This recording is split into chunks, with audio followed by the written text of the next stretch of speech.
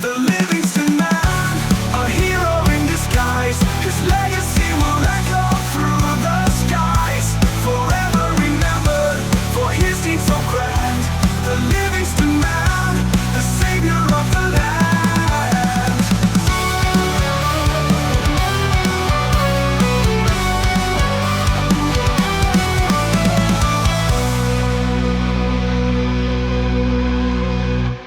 This is what I mean when I'm always like, look, you'll get hit walking on the shoulders here.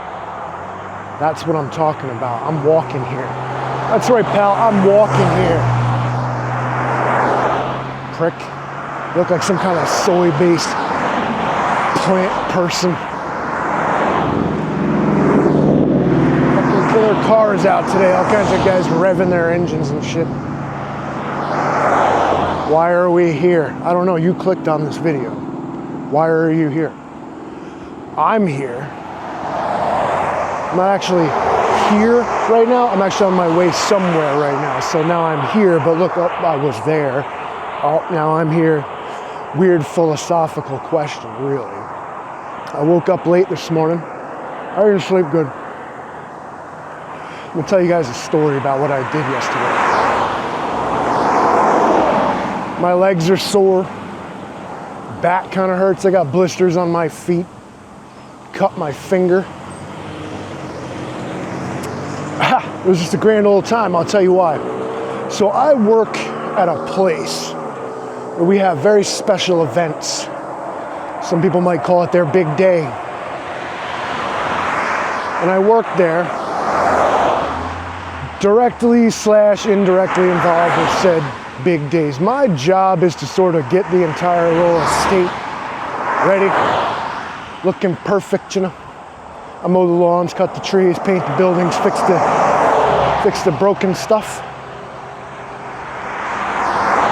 Other times, and then like, you know, the day of or the day before, the weekend we'll call it, I have to kind of, I use the word babysit because it's kind of what it is. Like, you're just there. It's like, so they're having a party, their party, my house, right? So I'm there, you know, representing Livingston, man. And this one was difficult. See, there was a language barrier to start with. What was happening is the special day was being shared by from what I could gather, a sort of classic American family. And then the other half was a classic Hispanic family. And these two were very contrasted with one another. And I've seen this before. It's that sometimes you get this real clash of cultures at these things, and this was readily apparent. Because in my experience, the Hispanic folks, they know how to party, dude. It's a big deal. And not only that, but this is the Hispanic side of the family, it's the daughter, the bride. So she's already important anyway. And that, like, the groom is just an afterthought, like, thanks for coming out, dude. Like, imagine a quinceañera times like 100. I guess that'd be a 1,500. I don't know how to say that in Spanish, but anyway. Quinceañera, I don't know. So they come in, let's see, they start off on Friday. They're going to do a little, like, you know, rehearsal, make sure they know how to walk down the aisle and what the ceremony's going to work like and whatever else. Cool. No doubt. Smaller, you know, little event. We have this little building that we put those in. They, you know, line up some tables, sort of cafeteria style. Everybody eats some dinner, gets to know each other, you know, the bridal and groom parties, the parents and, you know, immediate family and whatnot. Much more intimate setting. No worries there. But as they were decorating the whole place, there was like a lot going on. This place is a rather bare bones establishment. It's a historical building left over from guess who? Those folks I'm always talking about. So they came in, they like draped the entire place in like linens, and they had all these LED uplights and wow, I mean, man, there's some chickens I was warned about. So that's fine. Okay, so Saturday comes along. This would be yesterday now, today being Sunday. Yesterday here in upstate New York, especially right through the path of sort of Livingston, Ancram, Copake over into Massachusetts, we had some heavy weather. Heavy weather. We were on the very edge of like a tornadic cluster. We didn't get it, but it was still like high winds, heavy rain. Boo. So what happens is the catering crew is like in the middle of like cooking and prepping all this food. This storm hits. It ruins their tent they have outside because our historic site does not allow flames on the inside. So they have to do all the cooking outside. They get a big pop-up like kitchen tent like the Bacon Show. But these guys opted to not do that. They were gonna just use regular little pop-ups you bring to the campground with you or whatever. Can't decide which side's got the better light, probably neither. So that happens. The rain collapses the tent, ruins like the food that they had already made and every other thing. So we have to, in an emergency, make room for them to do this somewhere else. At the same time, because it was a beautiful day 10 minutes prior, all the windows and doors are open. Everything is soaking wet. There's water coming in the upstairs windows. It's all gone wrong. I am running back and forth across this huge building. I don't like running. You've heard me say it. Full tilt running. Tired. My legs hurt today from all that. Gotta shut it all down. It's leaking, bro. Shit's going down. Just get her batting down. It rains to beat hell. In the process of having to do this, I'm now completely soaking wet. Not just like got rained on, like water is not dripping but pouring in a steady stream out of my clothing. That got that wet. This is 1 o'clock in the afternoon. It's not about me, or is it? So then we get this taken care of, and because we run on a well system there, which if you're unfamiliar, maybe you're from a municipality, a well system is basically a big, long, like 150-foot pipe jammed into the ground. And because of the water table, it soaks up water, and that's your well. There's a pump in it, and it brings the water up. Somewhere along the line, one of the waterers at the attached horse farm, they have these little like water fountains for the horses in the fields. One of those sprung a leak, and it drained our well. You see where this is going? I now have 160 something people that can't use the bathroom because the toilets won't flush because we don't have any water. Desperate scramble to figure out where's our water going. Where's the watering fountain for the horses in question, but at the bottom of a very steep and large hill. So I run back and forth to that, up and down this steep hill 4 times. I'm tired now. It's like 2 o'clock. Figure it out, get that fixed. But because of all the rain that we had, everything's soaking wet. So you think, oh, well, you don't have a big problem. No, we kind of do. Besides the rain that we got yesterday, we haven't had like any rain. So it's taking a well forever to recharge. We have to keep going in there, and then it keeps deadheading, and the pump controller is shutting off. And so you gotta turn it off, wait like an hour, put it back up, eke 50 gallons out of it, deadheads again, so on and so forth. The problem is I have 160 people at a gallon of flush drinking, putting them down, bro. I never seen so much pissing in my life. I was to the point where I was honestly gonna be like, bros, you guys gotta go outside. Like, this, enough. What are you doing? Like, and one particular dude, I seen him go to the number 1 like 5 times in an hour. And I'm like, holy cow, it's 2:30. Event doesn't end until 11 p.m. We got, what, 9 hours? They already pissing the day away.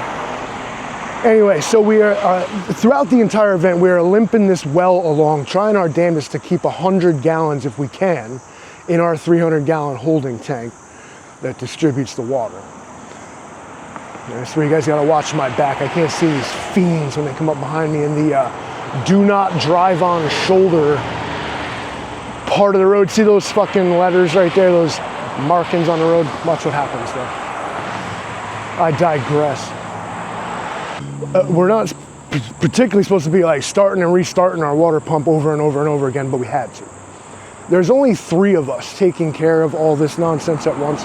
And one of us is like the site manager who has to be involved in not only just what we have to do, but everybody else's business too. There's J-Box cover right there. So it's becoming stressful. At these events, you are contractually, as a venue staff member, you are contractually locked in to receive the same dinner that the guests are receiving. So I told them, well, they said, you want beef Wellington? I was like, hell yeah, I want beef Wellington. I ain't never even had that before. It's like a filet mignon hot pocket, I think. Still don't know, because I'll tell you why. I didn't get that. I didn't get no dinner, right? I was there from 11 to 11, did a 12-hour shift. I wasn't fed. Mrs. Livingston, thankfully, had brought a Tupperware full of goulash. So I can't say I wasn't fed, but I wasn't contractually fed. I didn't get my beef Wellington for all this running around and well pumping I'm doing. It's fine. I understood. I'm like, you know what? Those guys had a pretty rough day, man. I don't care. If you don't have a spare beef Wellington for my punk ass, that's fine. After what happened here today, your tent got destroyed by a almost tornado-ish thunderstorm and whatever else. It messed them all up. I understand. The catering staff is also, like I said, this is their party just in our house. So the idea is they're supposed to, take care of stuff, bust things up, clean up the joint, just keep her a little something like as you found her. None of this is occurring. So we're also all scrambling around picking up garbage and swiping plates and cups off of our antique fucking furniture. And it's becoming stressful, actually pretty stressful for everybody. So it's a lot. It's just running around. Not only this, but I also have to play parking attendant. I get to put on this blaze, orange, green, class 2 safety vest and be like, hey, come here, stop right there. Yeah, it's. I used to catch mad shit for it. I used to dress like just a normal person. Black shirt, black pants, whatever, my nerdy glasses. And people won't respect you. Fuck you, nerd. I used to get so angry trying to park cars. It's very simple. You just park them on the lawn. We don't have a parking lot. So we line them up on the lawn in a designated area. And the only reason I'm really there is I just need people to kind of tighten it up and keep it right so that we don't have cars everywhere. I used to get people would just blatantly disregard me, fuck that guy. So this year, well actually last year, I started this new thing where I dress more like I don't want to say a cop, but I just look more like an authoritarian figure. I got the bright vest, radio, mirrored sunglasses. Do you know nobody says a fucking word to me? I can tell them to park however the fuck I want and they'll just do it because I look like that. It's important. You gotta look like what you're doing or people won't understand or won't respect. I have to go in the store and then I want to finish this story. Remind me when I get back. I was talking about parking cars.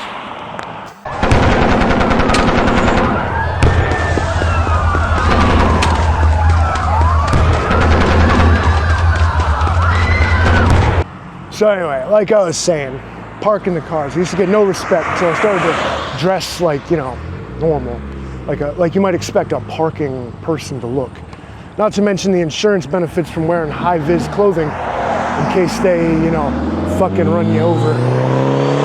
They'll do that too. I mean, they won't exactly run you over, but they'll imply that they will. I mean, I'll stand there. I don't give a fuck, bro. I don't want to be here. It's fine. You actually be doing us both a favor.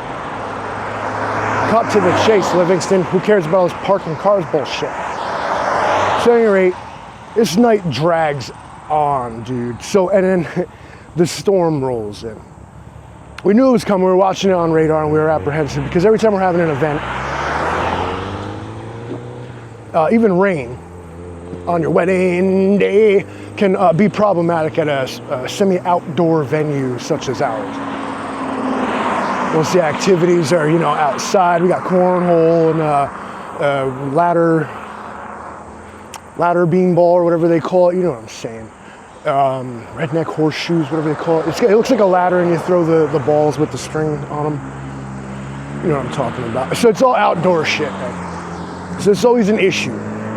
So they wham bam, thank you, man, their way through their ceremony to get to, as it's starting to rain, they are pronounced man and wife. You know, woo-hoo, everybody makes a run for the main building. Storm chasing them right on their fucking heels, literally. And so they're all clustered right in the main entrance. Remember the Hispanic part of the family? So they hired a full-blown mariachi band. Awesome. These guys sound good, look good, the whole nine. It was great. These guys are fucking good. But as they're standing there right in the foyer of the main building, it's just, you know, loud mariachi music playing. It's pouring rain. Water is coming through the ceiling. There's people, there's kids yelling, there's, oh my God, lightning and thunder and wind, water. I'm like, mariachi music pounding. Hell yeah, chica.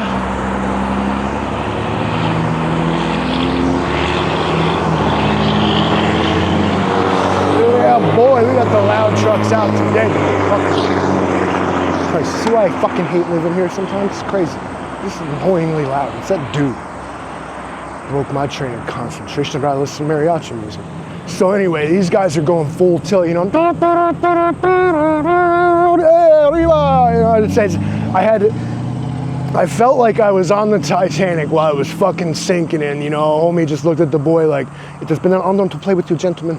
And they just, you know, the band struck up, Near My God to Thee, and just, you know, I'm like, we're going down, Captain. This sucks. It's just, and it's loud too. Now, the storm passes by, the mariachis chill out, everything's working out. It's, as a general rule, that when these sorts of crises and high stress things are going on, we try to keep our cool just so the guests don't know something's up, you know. And I think we did that well for the most part. The night's progressing along, all right, you know, DJ fires it up, and of course, you know, it's all night long. I think they played 2 songs that were in the English language, one of them being Shake It For Me, Girl, Shake It For Me, and I'm pretty sure he played that shit twice. The other being, it's so memorable that I can't remember. Oh, it's that stupid song by that chick. I'm yelling, baby, can't make dance. Or whatever. Like, and I think he might have played that twice too. So in the course of this 9 hours that these people and myself and all the staff have been held captive, it's been non-stop at, you know, event volumes. And bro, my brain started to turn off. I couldn't speak right. I was trying to say things and was like just dumb, like I was having a fucking stroke, bro. Between the noise of the, you've heard it, you know what I'm talking about. I'm not being racist, it's just not my fucking style of music. I'm shutting down, bro. I'm not doing good. I got the look in my eye, and I'm pretty sure that people can see it. Like, just shell-shocked, kinda. What you doing, bud? Okay. And it's starting to show. Next thing you know, we got this the chairlift thing, a little rail, that thing that drives you up the fucking wall. You know what I'm saying? Got one of those. And we got like a person on it, you know, and after we done promised her and she didn't want to even go upstairs to see everybody. She was gonna chill, didn't want to make a scene. So we convinced her it's all good. We got this cool chair. Get her in the chair. We're halfway up the track. Chair just stops working. I don't know what's the matter with it. I think maybe its batteries died or something, but whatever the case, I can't fix it. So we got to get it back down the track. Now it's got this hand crank. And if you ever use one of these things, this hand crank is absolutely useless. It requires so much force to turn it that it's like impractical. Not to mention that like a full rotation moves the chairlift like a quarter of an inch. So I go and get a drill gun and I get the chair to come back down. In the meantime though, because this is a staircase, there's 160 people who got to piss bad.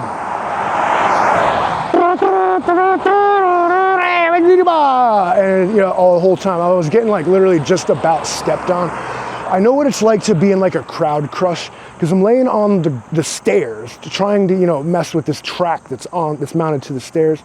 And there's just, I'm looking up and there's just people in feet coming down. Help! And so I was like, you know what? I can't fix this fucking thing. Hell with it. Got it back down onto its charging position, said fuck it. Another crisis averted. Run off to flip the frickin' breaker for the well pump again, get another 25 gallons of water. 160 people got pissed, bro. This is, and that was the feature of the entire night, was literally just trying to keep water running. Didn't get no food, I wasn't mad. But the atmosphere, the smell. I don't know if you've ever been to a wedding, like in an outdoor venue. There's a lot going on. You got the food cooking out back, which depending on what they're making, either it smells amazing, like the fair, you know what I mean? Or it can be a little strong, like they're making fish or something like that. They're doing both. Because you have the choice of beef Wellington or filet of haddock or something. So they were doing both. And then there is, you know, if there's 160 people, let's say there's 80 women and 80 men. That's a lot of perfume and cologne. They all come together in this unholy fragrance that's just, I don't know how to describe it. I couldn't describe it. It's too much. Okay. So there's this, my senses are being assaulted at this point. I can not taste any food because I didn't get any.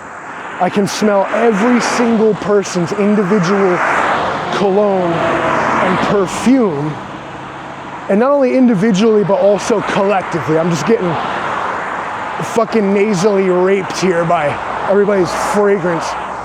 My eyes are starting to get heavy because we had some LED lights and all this uplighting and DJ flashing. My ears, oh my God. The only one that, and then it's like I did my damnedest just not to get touched by nothing because I didn't want to get touched. It was the last sense that they hadn't assaulted and I wasn't about to. I was going to stand firm on that. There's the hill and I'm going to die on it. Do not touch me because you stimulating everything else, bro. Overstimulating everything, man. I'm fucking losing it. I got the look in my eyes like those poor bastards from World War I where they just like, start shaking. It's not funny. But yeah, this is not a drill. This actually happened. And so, come the end of the night, and when I said there's 3 of us, one of whom's a manager, there's like an entire catering staff crew of like 19 people chilling, smoking cigarettes, down the phones, hanging out. It's 10:30. I go upstairs, you know, I'm like, well, I'll, you know, help them fold up some chairs and tables and what have you, and let's get us out of here. Now, mind you, I'm in a mood, though. I wasn't chill about it. I was like, all right, let's get the fuck out of here. I go up there, a place full of garbage. Ain't no table's been bust. No linen's been tossed. No, nothing, like, and basically none of the catering staff's obligations have been fulfilled here. So I kind of get pissy. One, you signed a contract that you affirmed that you would do this stuff. This is what it's not my house, but I consider it. So on the personal level and the business level, I'm kind of already annoyed with it. But then it fell to us to do it. They said they were going to come back and do it tomorrow, and I couldn't trust it, man. I don't know who leaves their venue completely trashed and unbussed and unstraightened up overnight, but we don't. And, you know, I didn't say nothing to nobody, but eventually I got a connection to the place. I find it's a historic site, and it's a very old building. It was erected in 1801. It was owned by a congressman. It sits on a very handsome estate. Maybe you've seen it. I take it a little personally, as well as just a historian in me. You guys have heard me talk about how, like, I often wonder what life was like back then, and somewhat of an appreciation for the times gone by. But when people come along and do that to a historic building, I get a kind of like, my feathers get ruffled about it. And I just felt like, you know, maybe a little more respect for